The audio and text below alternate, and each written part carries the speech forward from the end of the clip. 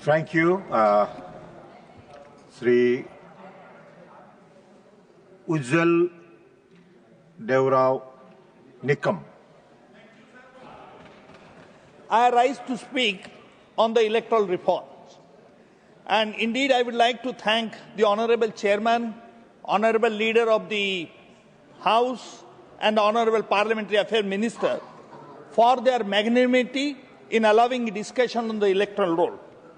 This is particularly significant because as per Rule 238, a member while speaking shall not refer to any fact on which the judicial decision is pending. I would like to inform this court, and we all are aware, that the subject matter of SIR is pending in the Supreme Court. Yet, keeping in mind the sentiments of the opposition, the government has agreed to hold a discussion on it. This is called the healthy spirit of the government.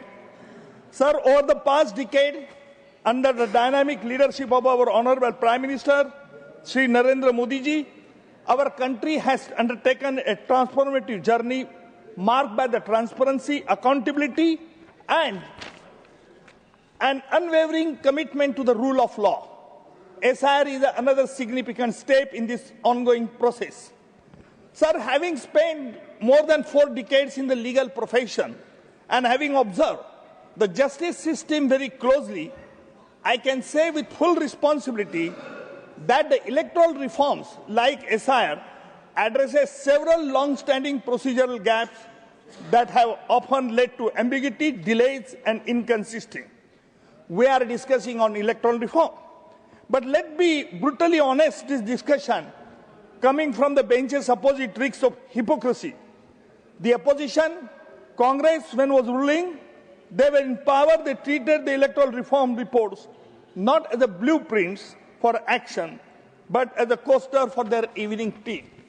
Now let us look at the certain recommendations which were made during their regime. Honourable Law Minister has made reference of the 2 such recommendations, and the first recommendation which he referred to, the Tarkunde Committee report of 1975. What happened to it? It was thrown in the dustbin. Then second committee report, the Dinesh Goswami Committee of 1990, it recommended, sir, that the Election Commission be given teeth to punish booth capturing. But it was ignored. The third important is that Indrajit Gupta Committee of 1998 on state funding of election, they sat on it. Sir, the recommendation of these committees were made as a graveyards. Why? Because the status quo suited them. A system opaque enough to manipulate, yet chaotic enough to claim plausible deniability, sir. Sir, let me remind them as to how they systematically diluted the power of the Election Commission. When T.N. Sessions began to enforce the Model Code of Conduct in the early 90s, stopping the misuse of the government machinery and ending the era of the booth capturing, they did not applaud him. They panicked. On the contrary, they cut down his powers also. It was in the Parliament, sir, under their leadership that cleaned up the system. It was the court, we, the lawyers, and the judiciary had to step in when they had failed. The Supreme Court has held, sir, in Union of India versus Association for Democratic Reforms, to force candidates to disclose their criminal antecedent. The government of the day didn't want you to know who were voting for you. In Lily Thomas versus Union of India, Supreme Court held convicted MPs and MLAs were to be disqualified immediately. The opposition instinct then, they tried to bring an ordinance to overturn that judgment and protect convicted criminals. One of the honourable member of the DMK and today also the Congress party has raised the question on EVM in this August House. Let me tell you, sir, I being a lawyer dealing with the evidence, let me tell my brother colleagues that in the recent 2024 judgment, Association for Democratic Reforms versus Election Commission of India, the Supreme Court didn't just dismiss their doubts on EVM, they dismantled them. The court explicitly ruled that a return to the paper ballot is a regressive. Yet they cling to this narrative. You want this country to go back to the era of the ballot stuffing, the era where muscle power determined the vote count, not the voter. the last meaningful general election, the Congress party won in 2009. The electorate then was roughly 717 million. Today, in 2024-25, our government is managing an electoral of nearly 980 million people. This is a jump over the 250 million voter, more than the entire population of Brazil country added to our rolls. To suggest that we manually count 970 million paper ballots is not just illogical illiteracy. It is an invitation to anarchy. It would take months to count. The litigation alone would paralyze the democracy. In 2009, you didn't complain about the machine.